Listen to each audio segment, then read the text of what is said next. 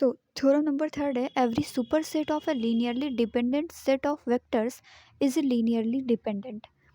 इसका मतलब क्या हुआ कि हमें यहाँ पे दिखाना है कि जो लीनियरली डिपेंडेंट सेट होता है उसका जो सुपर सेट होगा वो भी लीनियरली डिपेंडेंट होगा। तो इसको प्रूफ करने के लिए हम क्या करेंगे, हम किसी भी वेक्टर स्पेस वी एफ में कोई सेट लेते हैं जो कि लीनियरली डिपेंडेंट हो, और इस वेक्टर स्पेस में हम ये देखते हैं कि जो स्केलर्स होंगे यानी अल्फ़ा 1, अल्फ़ा 2, अल्फ़ा n, जो कि हम मान के चलते हैं कि सभी ज़ीरो नहीं है, कोई एक ज़ीरो हो सकता है बट सभी ज़ीरो नहीं है, such that alpha 1 x1, alpha 2 x2 dot dot alpha n xn is equal to zero vector, यानी इनका एक लीनियर कॉम्बिनेशन बना हुआ है। अब हमें एक सुपर सेट की ज़रूरत है जिसको हमें प्रूफ करना है लीनियरली डिपेंडेंट। तो हम यहाँ पे टी को एक सुपर सेट मान लेते हैं जिसके एलिमेंट क्या हो जाएंगे, x1 x2 xn तक तो रहेंगे ही, साथ ही साथ कुछ और भी एक्स्ट्रा एलिमेंट होने चाहिए बिकॉज वो एक सुपर सेट है, और जो हमारा ओरिजिनल सेट है S वो इसका एक सबसेट होगा, यानी कि जो टी है वो एस का क्या हो जाएगा, सुपर सेट हो जाएगा। देन हम अगर अपनी ये फर्स्ट इक्वेशन का यूज करें जिसमें कि लीनियर कॉम्बिनेशन बनाया गया है अल्फ़ा 1 और x1 अल्फ़ा 2 x2 का, यानी ऑल अल्फ़ाज एंड ऑल एक्स, तो यहाँ पे क्या हो जाएगा कि हमारा लीनियर कॉम्बिनेशन जो बन के आएगा वो कुछ इस तरीके से आएगा। क्यों? क्योंकि जितने अल्फ़ा हैं उतने तो हम लोगों ने यूज़ कर लिए, बट इस सुपर सेट के लिए क्या होगा कि कुछ अल्फ़ा रिमेनिंग जो अल्फ़ा हैं वो क्या होंगे, ज़ीरो होंगे, बिकॉज़ इसमें क्या है कि वेरिएबल्स तो हैं, मतलब हमारे वेक्टर एलिमेंट्स तो हैं बट हमारे पास में अल्फ़ा फिनिश हो चुके हैं,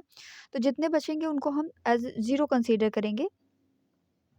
और हम यहाँ पे देख पा रहे हैं कि जितने अल्फ़ा ऑलरेडी अवेलेबल थे उनके अकॉर्डिंग क्या हुआ है कि कुछ तो हमें नॉन ज़ीरो मिले ही हैं, यानी कि टी भी हमारा जो है वो लीनियरली डिपेंडेंट हो गया है। तो इस तरीके से हम प्रूफ कर पाए हैं कि जो हमारा सुपर सेट होता है किसी भी लीनियरली डिपेंडेंट सेट का, वो भी लीनियरली डिपेंडेंट ही होगा। इसी तरीके से फोर्थ नंबर थ्योरम क्या है, यहाँ पर एक सेट दिया हुआ है और कहा गया कि linearly independent set of vectors है इन ए वेक्टर स्पेस वी एफ, किसी भी वेक्टर स्पेस वी एफ का लीनियरली इंडिपेंडेंट सेट दिया हुआ है जिसमें एलिमेंट्स क्या है, x1 x2 xn तक। Then every vector in a linear span of S has a unique representation of the form alpha 1 x1 alpha 2 x2 plus dot dot x alpha n xn। कहने का मतलब ये है कि यहाँ पर कहा गया कि पहली चीज़ तो एक सेट है जो कि linearly independent set of vectors है किसी भी वेक्टर स्पेस वी एफ में। अब यहाँ पर हमें क्या करना है कि every vector in a linear span of S, यानी जो लीनियर स्पैन बनेगा एस का एल एस, उसमें हर एक वेक्टर एक यूनिक रिप्रेजेंटेशन रखेगा, किस फॉर्म का, इस फॉर्म का alpha 1 x1 plus alpha 2 x2 plus alpha n xn तक। तो यहाँ पे हम इसको प्रूफ करने के लिए क्या करेंगे, यहाँ पर हम लोग इसको टू वेज़ में मान के चलते हैं कि जैसे इन्होंने कहा कि एक यूनिक रिप्रेजेंटेशन होगा, तो हम कुछ ऐसा कंसीडर करके चलेंगे कि ये यूनिक रिप्रेजेंटेशन ना हो करके किसी और भी स्केलर के फॉर्म में हो सकता है। यानी कि जैसे हमें कहा गया कि अल्फ़ा 1 अल्फ़ा 2 और alpha 3 dot dot alpha n तक होगा, तो हम इसे केवल अल्फ़ा तक सीमित न रह करके हम इसे बीटा का भी कॉम्बिनेशन बना के देखते हैं।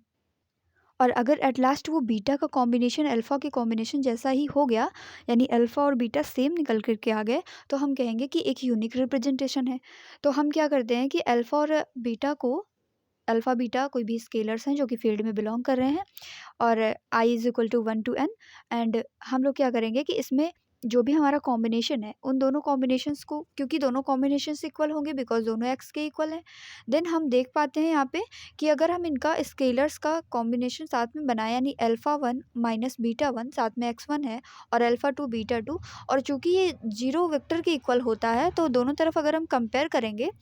तो दोनों की तरफ कंपेयर करने पे हम ये पाएंगे कि alpha 1 minus beta 1 is equal to zero. इससे क्या निकलेगा कि अल्फ़ा 1 जो है वो बीटा 1 के इक्वल आ जाएगा, सेम मैनर में अल्फ़ा 2 बीटा 2 के इक्वल आ गया, और इसी तरीके से सारे अल्फ़ा जो हैं सभी बीटास के इक्वल आ जाएंगे। तो यानी कि कहने का मतलब यहाँ पे कंक्लूज़न ये निकल के आया कि जो x था उसका एक ही यूनिक रिप्रेजेंटेशन हो सकता है, किसी अदर स्केलर्स के फॉर्म में अगर आप करेंगे भी तो वो पहले वाले ही स्केलर मिल जाएंगे आपको।